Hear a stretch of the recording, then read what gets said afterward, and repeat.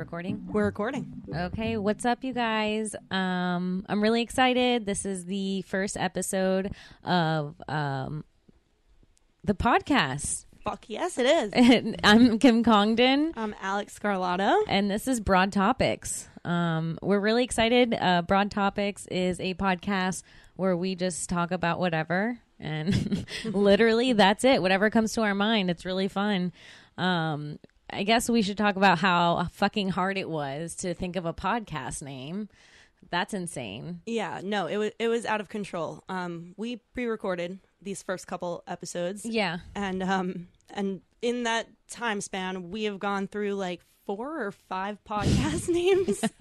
Yeah, we kept being like, well, what about this one? Is this one better? Well, at first, we had one that we really liked. It was called Those High Chicks, which is like a really good podcast name, but So we didn't great. just want to, we didn't want people to think it was just a weed podcast. Yeah. Just because sometimes we smoke weed, you know, like we didn't want to be focused on weed. So we're doing Broad Topics because we're just going to talk about anything that comes to our mind, which is what we've been doing. In the next few podcasts, you're going to learn some very interesting things. You're going to learn some things that me and Alex have done in our childhoods and some secrets that we probably shouldn't have told. So many things that I already regret saying on air. Yeah.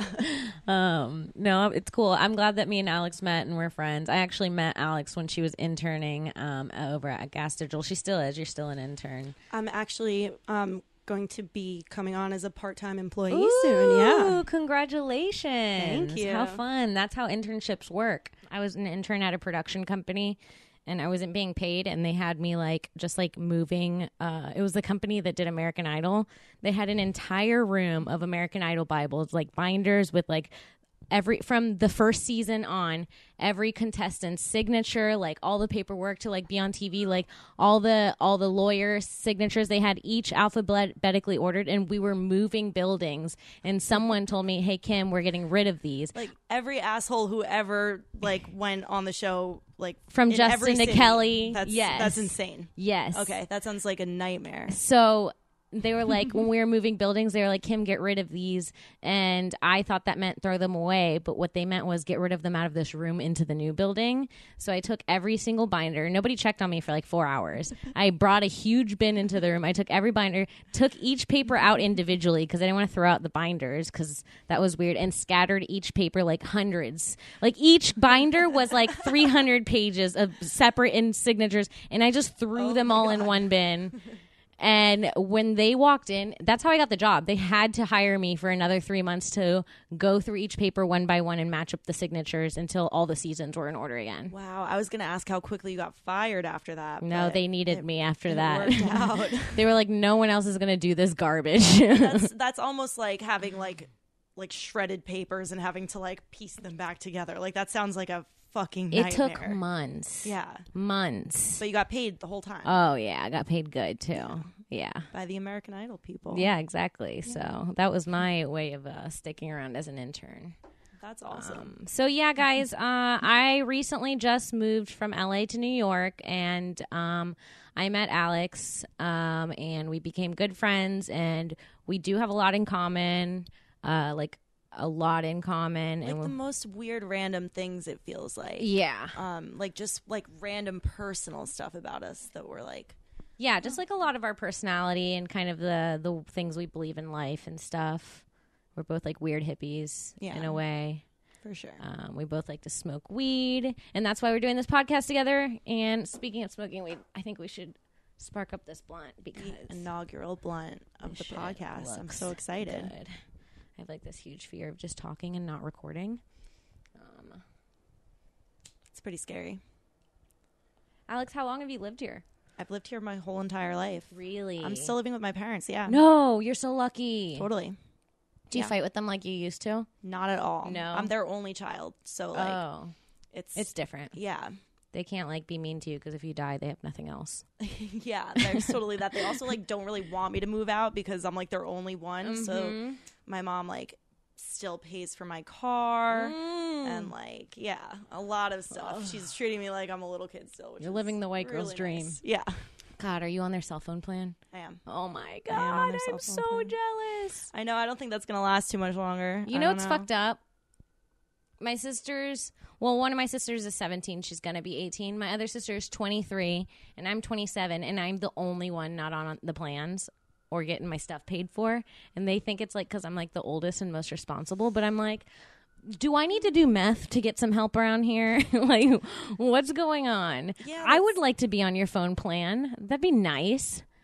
Were you on it at one point and they were like, sorry, Kim, you're out? No, because I was always like, I want my own phone. Like, as soon as I got my job when I was 16, I was like, don't buy my groceries anymore. I want to pick out my own food. I was very independent, and now it screwed me over. That's what you get for it, yeah. No, my sisters just clung on to that paycheck like fucking smart bitches. Totally. Yeah, even now, like, I'll go to pay for stuff, and my mom's like, you shouldn't be paying for all your own food. And I'm like, I sort of should be, but, like, if you want to chip in, I'm really let not them gonna say no. Yeah, let them, and do not feel bad if they want to spoil their baby girl. I'm like living through you. I'm like feeling spoiled through you right now. God. No, I can't help it. I'm always feeling like guilty, actually, just because like I feel like I do have a lot, and I feel like I have not really earned it. I just sort of travel through life with a. I hate when people are like, guilt. Not working gives you or working for your own stuff gives you character. I'm like, ugh, I don't care. I want someone to buy my shit for me. I don't give a fuck. And I've met plenty of great people that are spoiled. I've met amazing rich people that are really nice people and giving and understanding that have all their shit taken care of. So it's like not really hand in hand. Shitty people are just shitty people. You know, it doesn't really. It's true. No, that's a good point. I feel like there are a lot of girls in my life who were like pretty spoiled, who I was like, oh, but she's kind of cool, and also like a jealousy factor and all that stuff. Yeah. But yeah, I had a friend in high school. She was so rich. She was my friend in middle school and high school. She was the only person in our town. She had a Disney mansion. And I mean, this was like I'm not kidding you, Alex, when I tell you it was a little girl's dream come true. It was a Disney mansion, like a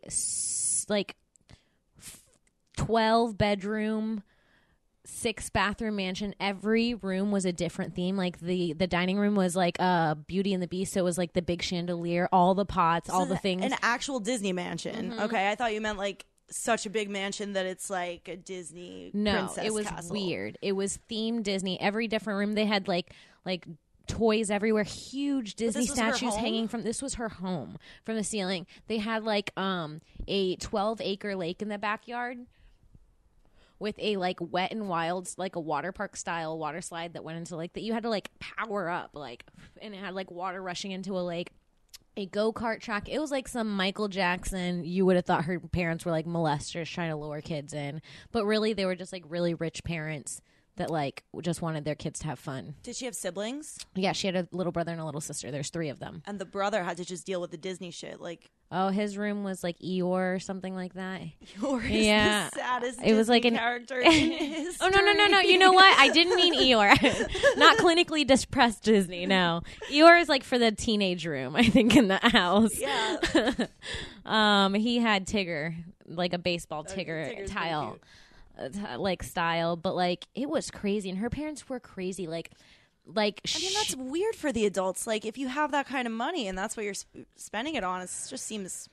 But like strange. She'd be like, "Do you want to spend the night at my house this weekend?" And my mom would be like, "I need to talk to her mom," and her mom would be like, "Yeah, the kids will be good. I'll take care of them. We'll drive her back on Sunday." And then we'd come to her house after school on Friday, and there'd be a note on the kitchen table like, "Went to Vegas for the weekend. Here's $600."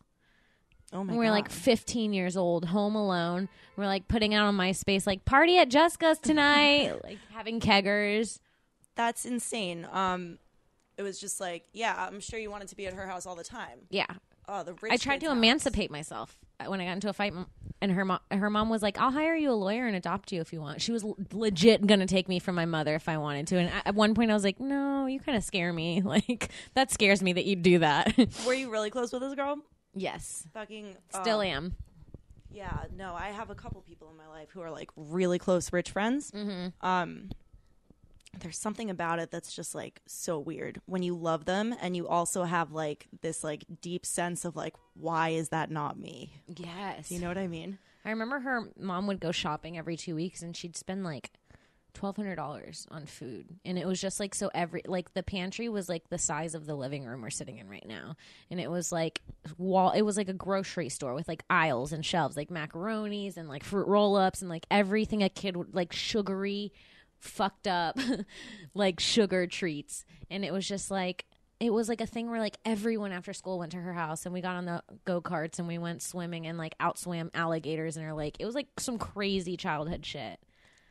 That sounds incredible. But like, where do you go from there? Like after, you know what I mean? Like if you have a childhood like that and then you're just like, I know. It's like, I know. There's no I place try to think go of that from there. because she lives in like a normal house with her son. Yeah. I mean, I guess that's the thing. Like rich kids usually have families kind of earlier, I guess. Yeah. Then they have the convenience for that and then that fulfills them. Yeah, she did have a kid when she was like 18. That makes sense. Yeah. That's nice. Yeah. I'm happy for her. Yeah. I mean, like, it was crazy. Her mom would come back from Vegas and she would be like, if you guys take my luggage and do the laundry, you can keep all the cash you find. And sometimes it would be like $1,000. Just wait, what do you mean that you find? Like she had cash just stuffed in her like bag in from the Vegas. house? She was like a high roller in Vegas, her mom. So she would get flown out. She would get put into a hotel and she would be given hundreds of thousands of dollars to gamble with because she was just a person that like they really liked at the hotel. They would literally pay for her to gamble because she would get like people riled up, get them to spend money. She would like, it was weird. I have no handle on what it would be like to live like that. Like, I really don't. I can't believe, I mean, and their kids all turned out really, really good kids. Like, none of them even really like smoking weed. They're all like almost too square. Like, they like all want to be with the same one person for their whole lives. And like, it's almost like it's very weird. Because you would think they'd be like fun coke addicts, but. Yeah. I don't know. Yeah, you grow up having anything you want. And then they just want simplicity and like family. But I think that's the thing they didn't have was like that all the time. It's probably best case scenario at the very least to at least grow up and have a normal life after that. Otherwise, if I would have came home at 15 and my mom would have just left a note that she's gone for the weekend and just left me money, I would be like, oh, yeah. She didn't like kiss me before she got on the plane. My mom was always very much like, I want to kiss you before I go anywhere because I want to make sure that you're kissed before, you know what I'm saying? Like if anything happens. So I think that missing those kinds of things probably is where. If you could see the hug that I share with my mom every night before I go to bed, you would fall on the floor. Like it is the most intense thing. Like, no, please walk me through the hug with your mom. No. It is actually like, I'm like, we stop and I'm like, Mommy, hug me. And it's like it's almost like a romantic hug. Like we hug for like 2 minutes. We both straight. are in a t-shirt, your dad's t-shirt and your panties, like with your ass hanging out, like your fucking cooters touching. Like we put our heads on each other's shoulders and like close our eyes for a minute. Your dad's jacking off behind you. This is a weird family Alex is in. We do. It's good night every night. It's very cute. I love it. That's good. That's so sweet. Yeah. Were you mean to your mom as a teenager? Yes. Me too. I was a fucking cunt. Yeah. Well, I mean, I used to have like panic attacks with her, or at her, I would say. Right. Like whatever it was that was like making me feel shitty, I would just wait until my mom said something to set me off, like however minuscule, and just unleash on her. That was my specialty too. Doesn't it make you feel terrible now? Yeah. But like in the moment, oh my God. It felt good. Oh my God. Have you seen the Netflix show Big Mouth? No. Oh, I think you'd love it. I think you would love it. It's literally a cartoon about teenagers and their hormones. And like their hormones come out as monsters, and they have like this little girl, and the way they have her as like a teenage girl is spot on. Like she's like so sweet one day, and then like her boobs start growing, and then her mom's like calling her names, and then this hormones monster comes out and he's like, call her by her first name and then slam your door. And I was like, that's spot on what I did. I was like, shut up, Mary. And I'd like close the door. Like it was so hurtful. I think I was like cursing at my parents when I was a teenager. Oh yeah, I called my mom every word. I knew. Any word I knew that was offensive, I called my mom. And like at the end of the fight, it would like make me upset that that's what they were upset about. Like instead of coming to me and being like, "Listen, you really freaked out. Like we're gonna need you to see a therapist or something if this keeps happening," they were like, "You can't call mommy a bitch." Like, oh yeah, like that. I always thought that was kind of weird. I was like, really? Like that's the approach that you're coming out. But then sometimes my mom would call me a bitch, so I was like, What the fuck? I'm just saying, I'm just calling it out like how I see it, man. It was hard being a teenage girl. It was so weird and awkward and like it feels so weird. And you're all the way I feel like my self-esteem as like an adult is so much better now that like every once in a while I'll have that moment where I'll feel like a kid.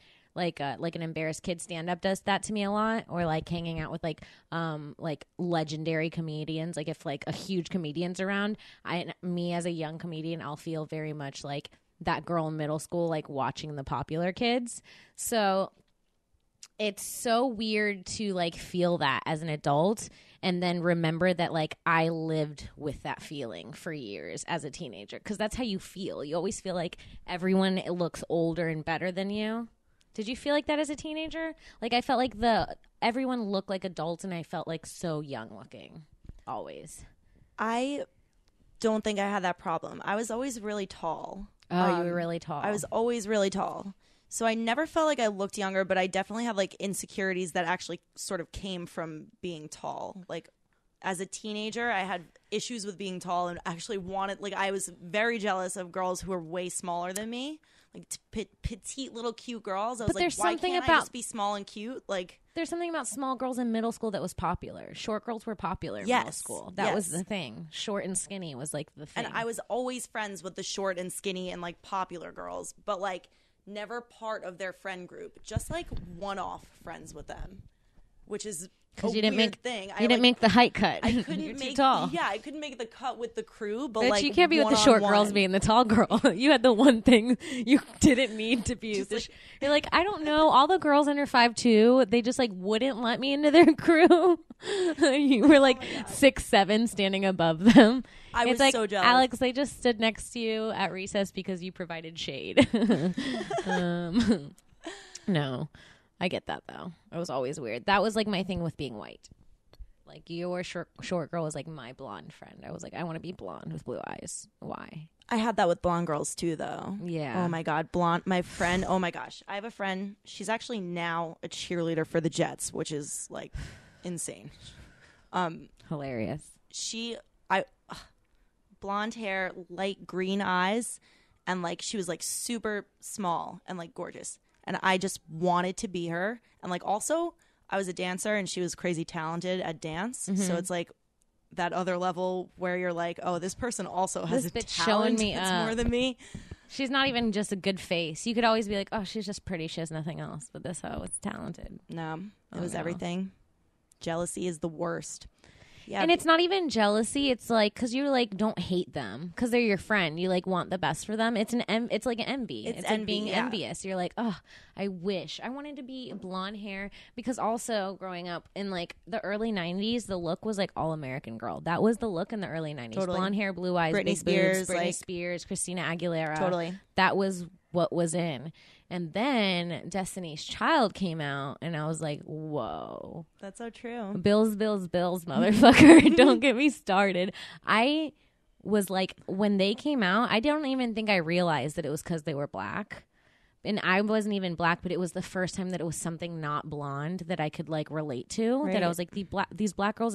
And like I was seeing the white boys in my school be like, oh, Kelly Rowland or Beyonce. Yeah. And then I was like, oh, they like black girls. And it was like so cool for me because I was like, that means they like brown girls too. Yeah, for sure. You know what I'm saying? And it was like something that was never around. So it's crazy to think that even as a, like, not even like, well, I consider myself like, I'm half Puerto Rican. My family, a lot of my family is Afro Puerto Rican and black. Like my cousins are black. My grandfather was black. So I do, but I know that I don't look, I'm very much a white girl, the way I sound. Sometimes I guess depending on the way I dress, I'm very ambiguous in the way that I look. So I do pass for having like white privilege and stuff, but it is weird to think that as a child I had identity issues, the same ones that like black people have, because there was so much lack of diversity with like dolls and stuff. And yeah, and I didn't even know. That's so intense. But like, yeah, I guess you can't. Like, didn't all your friends have white dolls? All my friends had white dolls. Yeah, but I never really noticed it because I'm white. I never really noticed it, and I was brown. Yeah. That's weird. That I just assumed that just cute dolls that you play with are all white. And then I remember, like, my mom got me a brown doll, and I felt weird about it. And I remember when my mom got me a brown doll, actually. I was pumped to add her to the group. You were? I was. I didn't. Well, I think that was the thing because I was like, I don't want a doll that looks like me. I don't want a brown doll. I want the white ones, like how I want to look. You know what I'm saying? Yeah. No, I do get that. Weird. I wonder. I feel like nowadays they must have like Barbies of every. Oh ethnicity. yeah, I think it's so different now. Yeah. Because again, now I see kids regularly playing with black dolls. I see children of all kinds playing with all different dolls, and it's like a regular thing. And I never used to see that. But it's also maybe where I grew up. Which Florida. was Florida? South Florida. Yeah, I mean. Not like South, like Miami, like Central Florida. I don't think it's so much where you grew up because I actually don't think that there were a lot of like ethnic looking dolls around. Yeah. Like, back in like the 90s. Like at all. No. But I think you'd definitely also be less likely to find one in Florida, I guess. Yeah. And remember when Spice Girls were big? Yes, but they were pretty multicultural, weren't they? They were, but like I remember as a kid where I lived, nobody ever wanted to be Scary Spice when we played Spice Girls. Everybody wanted to be Baby Spice. The blonde one. Yeah. Yes. For sure. Everybody wanted to. For I always sure. stuck with Sporty. I was like, this is my cop-out. I like fucking football. I was like, I'm Sporty Spice. And I was like, that's the end of that conflict. Yeah. I was like, I'm not being fucking Scary Spice again. That's hilarious. I'm not going to be Scary Spice fucking again. I don't want to be the scary bitch. It wasn't even about being black. I was like, I don't want to be the scary one of the group. I mean, yeah. I don't want to be the aggressive fucking male dominant one of the group. Also, why'd they make the black girl the scary thing? That's fucked up. That is really fucked up. That's fucked up. I never actually really noticed that, but that gives you two reasons to not want to be her. It's so true. It's fucked up. It's so fucked up. Like, what other things were there? Power Rangers. The black Power Ranger was black. The white Power Ranger was white. The Asian was yellow. I do not recall the Power Rangers. Like, I promise you. Without their masks I'm telling on. you, Power Ranger facts right now. Is that really true? Alex? Maybe one of the girls was yellow. Maybe the Asian was white. No, the white was white. The Asian, I think, was yellow. I'm not gonna lie. Can you look it up on your phone? Native American Indian. You might be right. But the black was definitely black. I think the Asian was yellow. The white girl was pink. Yeah. She had the typical cute white girl color.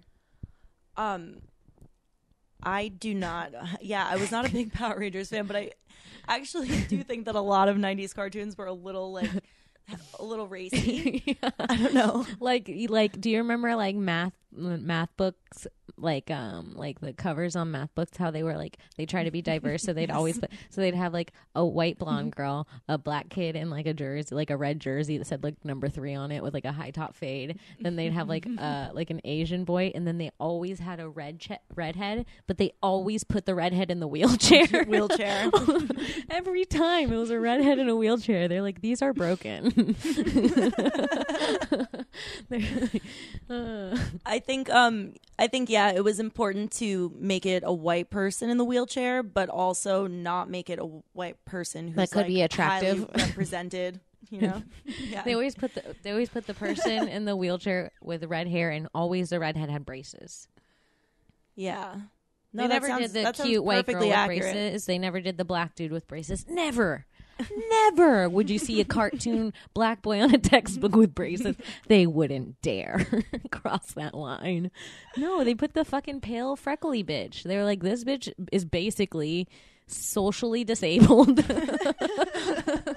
She's got red hair. She's kind of fat, and she's got freckles. Like, she's going in the wheelchair. Yeah, that's so sad. And I'll bet it was never an actual. No. Do you think it was actually a girl in a wheelchair who came in to take the photo, or do you think they were just like, you need to sit here? think they choose a normal chick and they're like, yeah, right? That's crazy. This matches up. It just fits your character. It's like its character description. It's fucked up. That's so crazy. I think about that all the time in character descriptions, like when people go in like in movies and like that movie fuck. Did you see Good Luck Chuck with Dane Cook? Yes. Okay. Really good movie, right? Yeah. Really underrated. I love that movie. That's Dane Cook's best movie. Maybe only movie. I don't know. Who's the girl in it? Jessica Alba. Alba. Alba? Yeah. Yes, it's so good. It's I do remember so it. good. It's great. Lewis says I'm that girl in that movie. That's exactly how I am, like super clumsy like that, and I ruin everything for him. That's how I like break everything. I swear to God, I like touch my ceiling. I touch like my door, and like things fall from the ceiling. It's insane. But what was I getting to? Good Luck Chuck.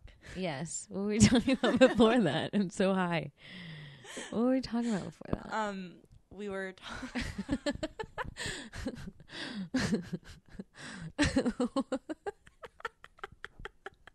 oh my God. Oh, character descriptions. Okay.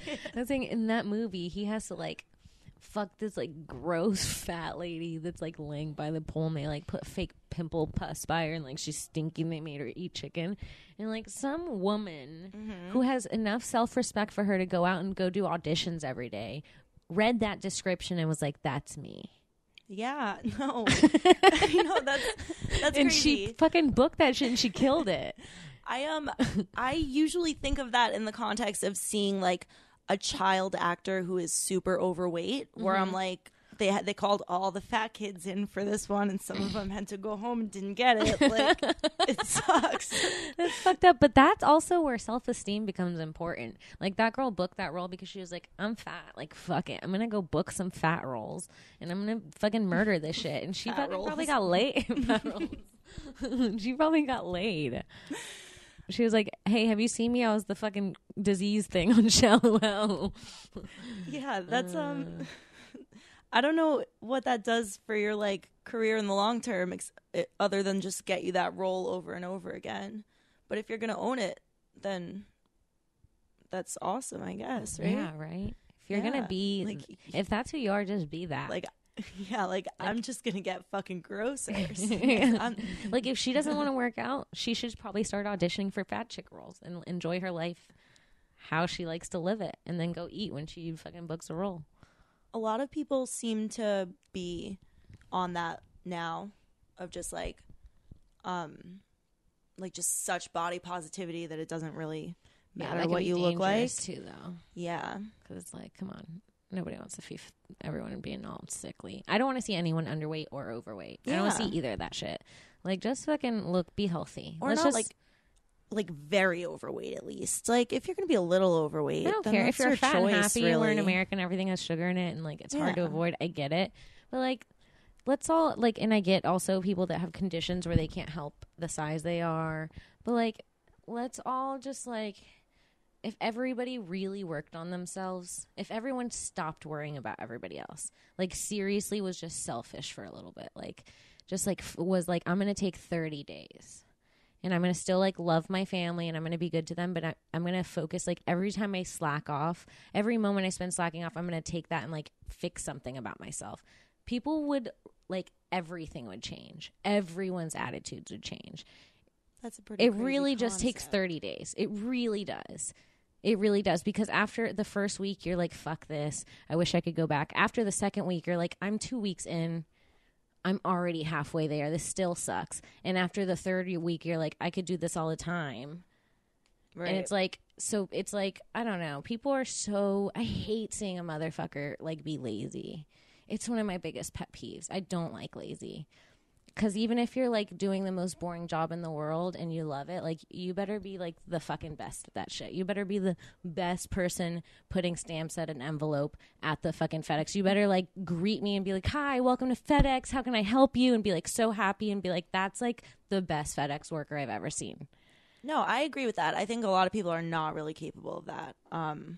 Just like because of a bad attitude more than anything else. Like I see so many people at their jobs who are just in a bad mood that like there's no way you're gonna change it. Like it's something that's inside of them. Yeah. Me and Lewis, when we went to Jamaica, we were trying to leave, and okay, we'd been so excited for this trip for so long. I know you were. And we get to the airport. Did you hear this story? I'm sure you heard it. I heard part of it. And then Lewis tried to scan his passport in the page. Anyways, some shit happened. Yeah, it took a long time to get onto the airport. We did some shit. We got onto this damn air. We got onto this air. We got in. We were already late for the flight because it took so long. So then we were trying to get past security, and you know how they have that one last check-in before security to make sure you're at the right gate before you go through security. And they look at our bags. They're like, you can't bring all this through. Right when they had just told us we could. And that we only had like 15 minutes to get on the plane. And they're like, you have to, it was like 2 skateboards and my fucking ukulele. It was so annoying because it was things we could have left. And it was like just worth enough money to make it annoying. And they're like, you have to throw this out. And this lady, you could tell we could have brought it on. And she was just fucking with us. And she could see that we were so stressed. We're like, we're going to miss our flight. We'll throw it away. Where's the trash can? We threw all our shit away in front of her. And we're like, can you help? And she was like, I can help you get to the front, but... And then she stops. She's like, y'all gonna have to listen to me for a minute. And we're like, we can't. We're like minutes away from missing our flight. Mm-hmm. And she's like, listen, I work here. I'm TSA. I'm not TSA, but I work here. So we all security. He's secured. And I go, ma'am, I'm sorry to interrupt you. We're gonna miss our flight. She goes, listen. She was like fucking with us. And after like she did it for so long that me and Lewis were like being tortured, like almost in tears, like begging this lady to help us. And she knew it. And then she kept fucking with us. She's like, now listen. And she kept giving us lessons slowly because she knew we were at her mercy and she like loved it. And when me and Lewis got on the plane, Lewis was like, she's going to get cancer. Whatever she just did, that's going to turn into cancer because that's what she likes to do to people. That's the most torturous thing. I mean, she ruined for the first day and a half on our trip, we talked about that lady because she was like, so fucked up with what she did to our brains. It was like fucked up. And we were like, she's going to get sick. She's going to get sick and die. No, that's an actual abuse of power for sure. Yeah. That's really fucked up. Yeah, that's almost like a whole different level than just like that's like, that is, it was sick. It's just really deep inside of a person that's just like, I'm going to fucking take over today, like fuck everyone but me. Well, she's also like probably goes home and she's no one, and then she comes to work and she can control the way people's fucking, and flights are expensive, but like if you, so she can control people at their mercy, at their like she has them okay, do you know by the neck. It's do you know crazy. How good it would feel to though, like if you had her job to like see a couple like you and Lewis who is having trouble getting through the gate basically, and to be able like to know that you have the power to help them and like, be like, guys, if you put your skateboard in your bag this way, they'll let you get it on here. I'll just tell them you're with me. You have the power to end their whole fucking freak out. Like, how good would that feel? So that woman actually has like, she has 2 options there. Like she has 2 power options. Yeah, like you could take the power in the right direction and be like, wow, like I'm here, I'm TSA, I'm helping people out, I'm getting them through the airport more quickly, like because flying is stressful and like I make people's days better every time. She could be the person that every time you fly in that airport, you're like, I hope we see that lady. She's so friendly. She says hi to everyone. And there is people like that in the airport. You see, and you're like, I love this guy. He just made my day. He's like smiling, and like it's also not people's job to keep you happy and be smiling all the time, but like, and I get that people have bad days,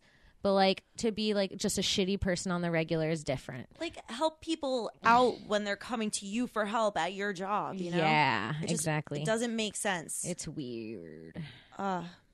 People are terrible. Yeah. Wow. I'm angry all over again at that woman. Fuck that. Fuck that lady. Ugh. She probably has cancer already. It's fine. Probably. Yeah. If not, she does after all the times me and Lewis wished it on her. Because we were fucking brewing over that bitch for like hours. We were like, how could she just take such a stressful moment and take advantage of it? We felt like rape victims of TSA. No, I sincerely do believe though that if you're a really terrible person like that and you're like conducting yourself like that on a daily basis, you don't have good shit coming to you. Like, no, there's like, you have bad energy, bad karma, like negativity breeds like a ton more of negativity. Yeah. So I'm sure that she's like paying for it.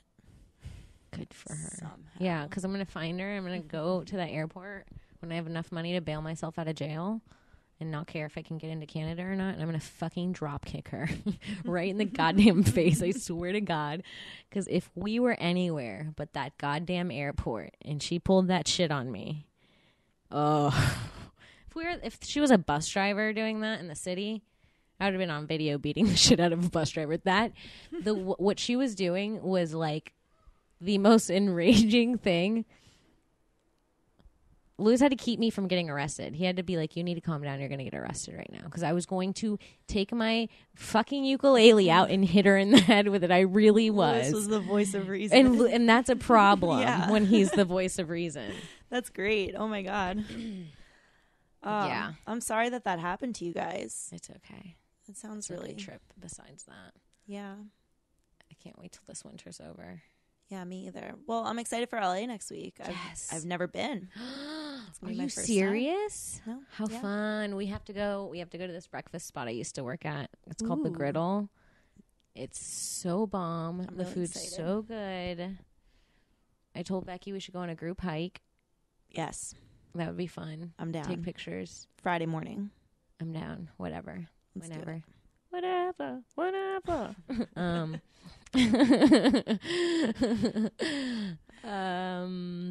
No, I'm really excited. This is actually only going to be my second time on an airplane in my entire life. Are you serious? Yeah, and I'm the so flight serious. to LA is no joke. I am So I'm such a sheltered child, really at heart.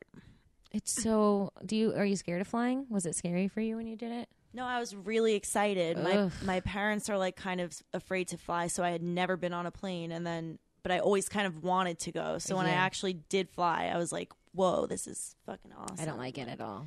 There's nothing I like about it. There's nothing I like about trusting another human to have me 40,000 feet in the air. Yeah, I mean, Another human like me is driving a vehicle 40,000. A human who makes mistakes and fucking could have a mental illness we don't know about and could snap and just be like, hey, let's just dive. I want to kill myself today, but I want to take these people. Oh my God. A human that's so that could scary. do that. You're scaring me. Isn't that crazy that is we really put scary. a human that could just have a seizure and then a co-pilot that's just too nervous to figure things out? Oh no.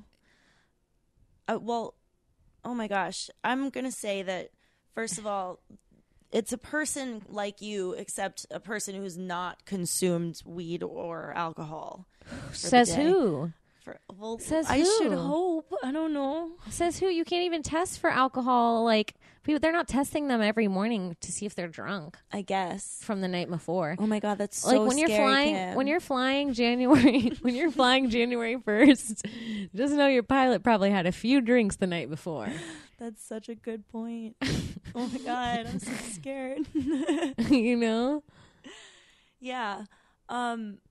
Also, like, Your pilot could just our have an flight- embolism. our flight takes off at 5:45 in the morning. Like, what kind of person is conditioned to be awake at that hour and like awake enough to drive the fucking thing? Oh my God, I didn't even think of it. Yeah, he's be like, I'm tired. I'm be like, wake up, Like, bitch. does he have a cup holder? We for, need like, to Starbucks? send coffees to the pilot for this flight. I don't like it. I don't like flying long distances. I don't like. There was one time we were on the plane. I don't want to scare you, but there was one time we were on the plane. God, Me and I'm Lewis about to be so scared were now. flying This back is from LA, ridiculous. and the turbulence was so bad. The plane sounded like it was like hitting it sounded like it was hitting cement and bouncing off of it. It was like boom, boom, boom, and then Like, it felt sometimes that way? like usually the pilot comes on and he'll go, hi everybody, we're experiencing some turbulence, would like for everyone just put their seatbelts on, just to be safe. We should be landing in 30 minutes. That's how it usually goes. This time the pilot was like, we are experiencing turbulence, everybody seatbelts on, and then click. Like that. And Lewis was like, who never gets nervous, was like, that can't be good. And I was like, we're going to die. I sob during flights frequently. That is so scary. Oh my God. And then that's just it. That's it. It's not like a car that can just blow out a tire and you can pull over. I know, but then there's like pilots like Sully who could pull a last minute rescue, you know?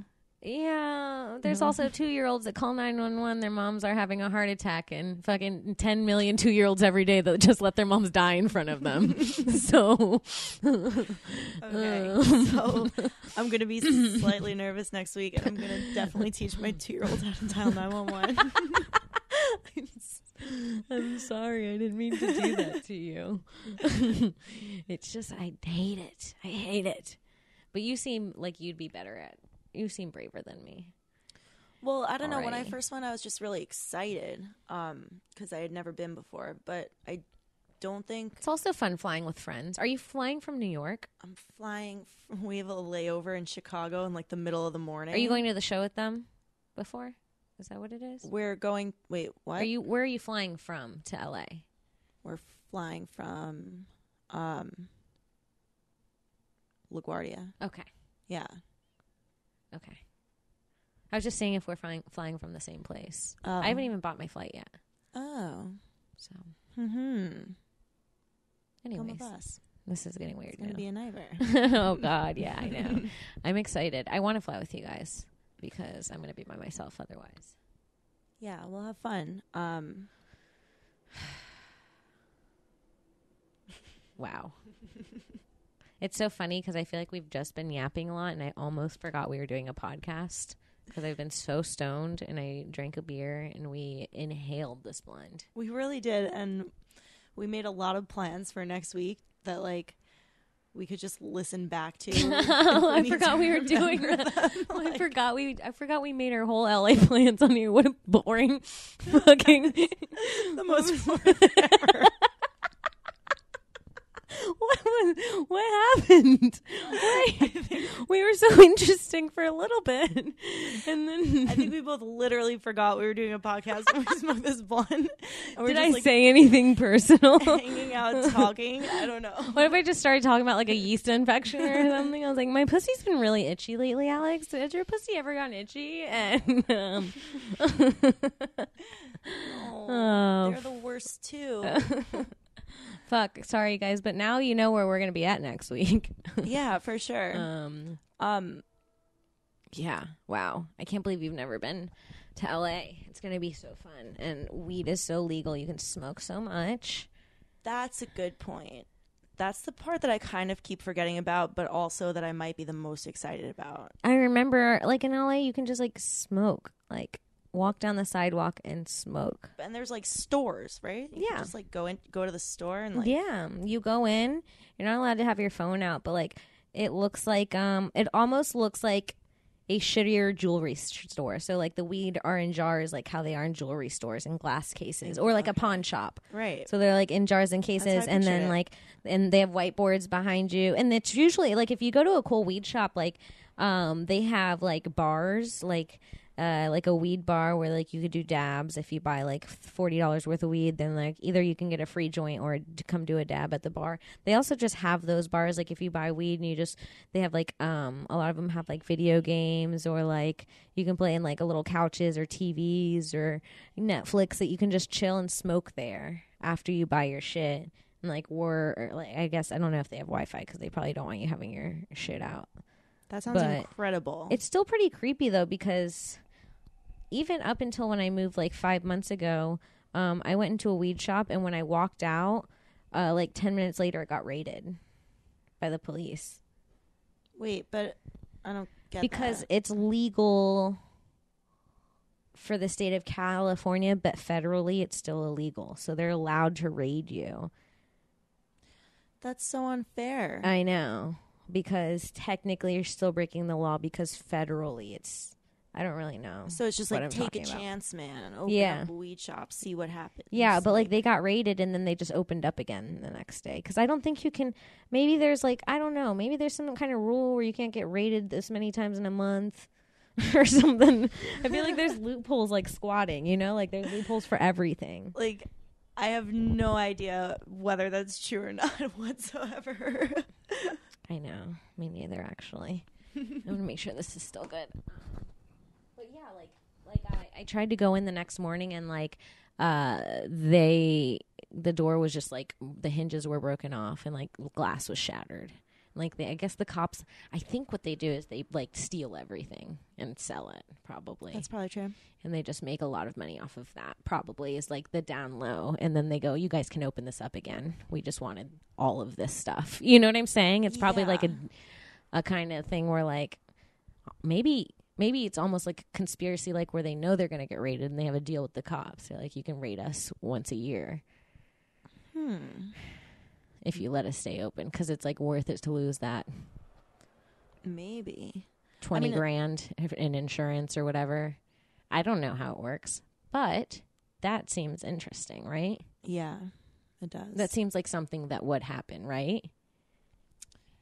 Yeah, I guess so. I don't know. I feel like there's got to be, especially in California, like cops or like police departments that understand that like weed is just kind of happening there at this point. So they must be sort of like striking deals with people. I don't see any way around it if they're also trying to enforce any kind of laws about weed. I wish I had some sort of power that I could like if I was a cop, I would use it literally so illegally to my advantage. Really? Oh my God, I would be rich. Oh my gosh. Even when we were just talking about like if you were a TSA agent doing the right thing. Yes. Like, if you were a cop, just you would. Yeah, but like sometimes being a dirty cop is doing the right thing. Yeah. It's like instead of taking down weed dealers, you go, okay, give me fucking 5 ounces worth of cash. And then I'll, you know what I'm saying? And then you're like a cop that's making bank and also letting this weed dealer make his money. That's true. You could be the Robin Hood of cops. Yeah, it could be a slippery slope. You never know. But it's a gateway to really like a Breaking Bad series of cop being abusive. I don't know. I don't think I could ever like besides the not smoking weed part, I think like it must be also really scary to be a cop, and I would never want to be a cop. Oh God! Like especially as a girl, like fuck lady cops. That's lady cops get no respect. It's terrifying. I don't know why any lady does it. Can you imagine the lack of respect you get as? I mean, I'm a gas digital intern, so I can. That's hilarious. Yeah, I was gonna say even in this industry, like as a woman, it's hard, but like a cop. Even the women laugh at you.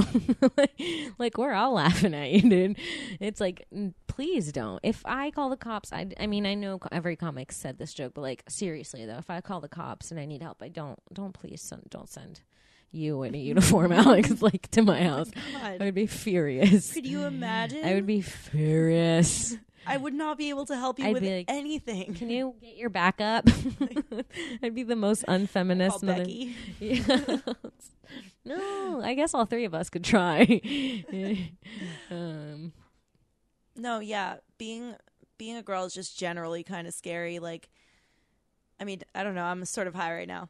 I mean this in like the most just like physical way where when you really break it down, you're like, oh, like mostly anybody I know could probably like take me down. Like any dude I know could just like so easily just headbutt you once and knock you out. Yeah. Easily. So scary. I do it all the time with Lewis. It's like a thing I try to do where I'm like, Lewis, not in a like sick perverted way, but I'm like, try and rape me.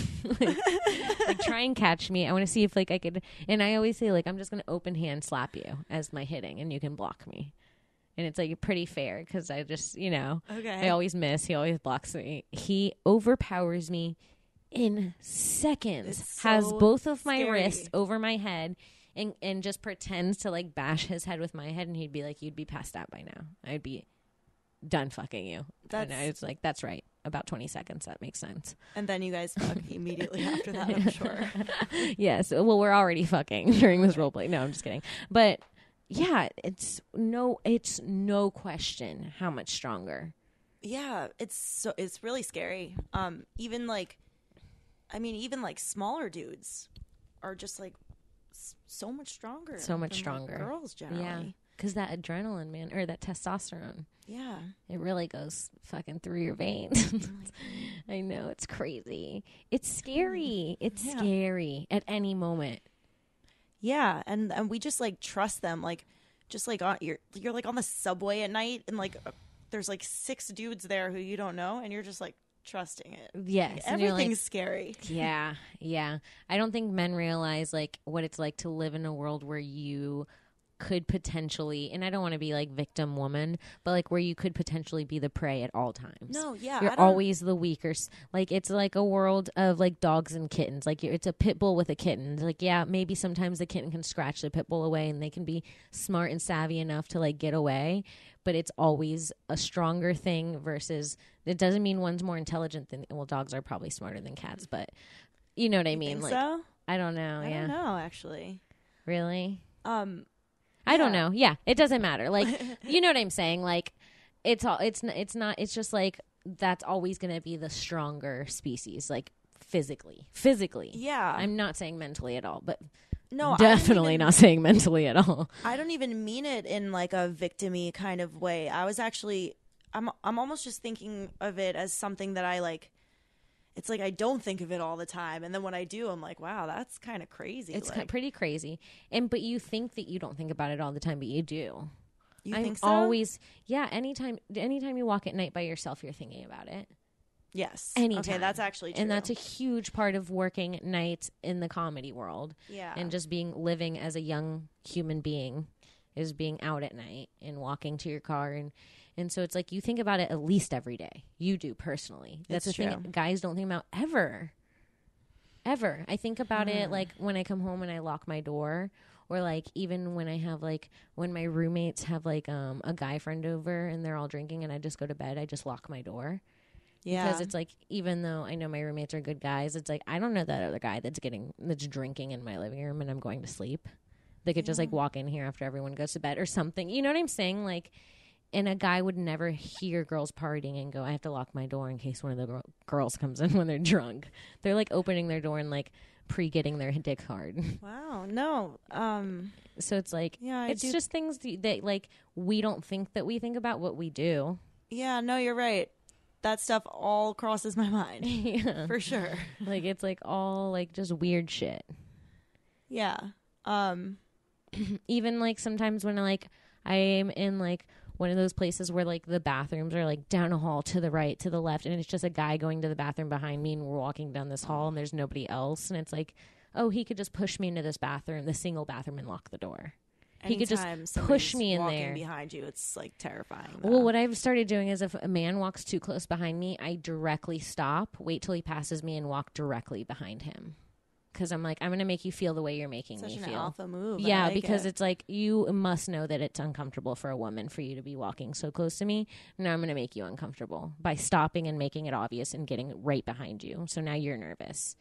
Because I'm like, I'm not going to be fucking some victim with some dude punching me in the back of the head.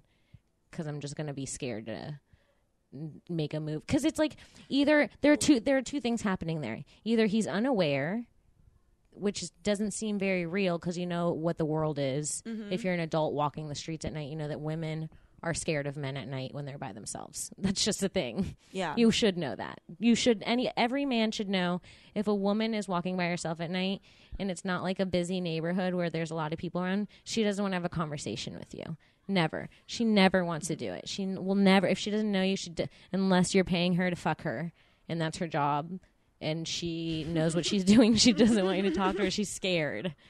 No, that's 100% true. That's true 100% of the time. Yes. For sure. Yeah. I've never met a girl that's like, I love when men approach me at night when I'm by myself walking. Yeah. But don't. It's like men should be like. It's not like a thing where we're asked. Like I'm being like, you shouldn't spread your legs so big on the subway. It's just like if you're walking too close to a woman at night, maybe just like slow down a little bit. So let her get ahead of you. So you, and even like I like it. There's been times where a guy's been walking behind me and I felt him slow down. So to create distance between us, and I'm like, oh, he gets it. He probably knows like this looks weird. She probably is nervous. This looks weird. Yeah. Because there's even been times, haven't been there been times when you've been walking behind a girl and she doesn't know if you're a guy or not, and you like slow down because you're like, I'm walking too close. This girl's weird. Oh, that's or you actually like go to funny. pass her. I just go to pass her if it's a girl. Or you go to pass her, but you just don't Yeah. stay the same distance because like this is uncomfortable as a human. Yeah, I think it's uncomfortable with anybody. Yeah, I guess men. I wonder if men feel that with each other. I don't know. I guess that's a thing that maybe I know that most of my listeners are men. I guess that they would know. Maybe if you could tweet at us and let us know if you think that's weird. If you're walking and a guy just walks like close enough behind you where you can hear him walking behind you without passing or slowing down. You're just walking the same distance at night. Is that strange for a man at night, or is that just normal walking in a neighborhood? If I have to guess, it's probably something where they're like, fight instinct is like, they're like, am I gonna have to fight this guy? Yeah. Like, probably something. Instead like of being that. raped, it's just like alpha thing. Like, Yeah. is he trying to fuck my chick? That's not even there. Like, so funny. That's so funny. Yeah, guys and girls, we're so different. Girls and guys and girls, but also very much the same. It's like, so different, man. I don't know. I feel right now like we're so different, and I've felt differently over different times in my life. yeah, But I don't know. Men are just like.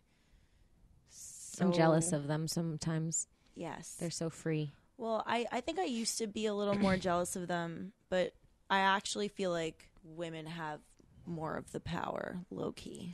Well, it's also, I think there's probably a very close to equal. It's one of those grass is always greener things. Because, like, men are free in a way where, like, they have, like, bigger egos and, like, which is, like, how you should be, I think. I think everybody should be more, like, a man's ego where, like, you don't really care what you look like or smell like. And you're like, fuck it, I'm just being me. And, like, women are always, and it's, like, you know, sort of that, or, I mean, I shouldn't say that, because men do care what they look like and smell like. It could sometimes manifest like that. Like, I know what you're talking about. Just but the it's just something of, like, I'm the shit, I'm the confidence man. of the man. Like, yeah. It's just being a human, like, he's the man, like, God made man. It's, like, everything's, like, to be a man is, like, I don't know. It's like, a weird they thing. seem to love it, like, so much. It feels like, the way men and women are represented, it feels like humans came from a man. When, like, every human I've ever seen come into life came out of a woman. Yeah. Like, it's like the way men are represented, it seems like it would be men that give birth. You know what I'm saying? Isn't that weird? That does make sense. It seems like, but then at the same time, we hold them to this standard where, like, they can't be like emotional and stuff. So we have that. Like, I get to cry whenever I want, and that feels great. I love crying. Me too. I love it so much. I mean, crying feels so good. I do it a couple times a week. Well, that's so true that men, like, don't really do that. That must fucking blow. I know. Could you imagine not crying? I feel so good after a cry. And, like, your nose, it even clears out your nose. It feel like, incredible. You know what it afterwards. feels like? I feel elevated after you know what a cry. exactly what it feels like? It feels like a rain shower in your body, and then the sun comes out right after. Oh my god! That's or, like, you feel the humidity on your you're the face. Smartest person. That's the best analogy I've ever heard in my life. Oh, the sun comes out. Yeah. Oh my god! I want to go cry about that right now. Isn't that so spot on? Yes, that is exactly what. I mean, feels it just like. hit me. Wow. That's exact, guys. I know there's a lot of you listening, and probably some of you that are like, "I don't cry. I'm a man." You need to cry. It feels so fucking good. Oh my god, you should cry right and now. I know lots of men that cry. Men cry, dude. Well, I think when men cry, they actually do feel like they're like. They definitely have a moment where they're like, wow, I feel a lot better. Like, And then 10 minutes later, they're like, I was such a faggot. yeah, they're like, I'm never crying again. Yeah, they're all angry about it. Yeah. But no, guys, cry. Just let it out. It's a good rain shower with sunshine at the end. Oh my gosh, it's the best kind of sunshine. The best kind of sunshine. All right, well, I guess that'll do it for our hour. On that note, we're going to leave you on that emotional note. That's some good emotional advice for all of our listeners.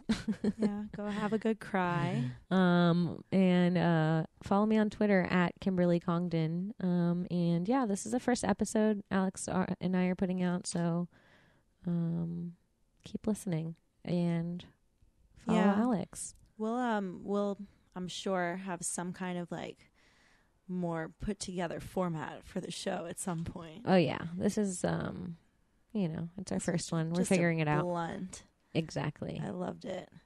Yeah, you could follow me.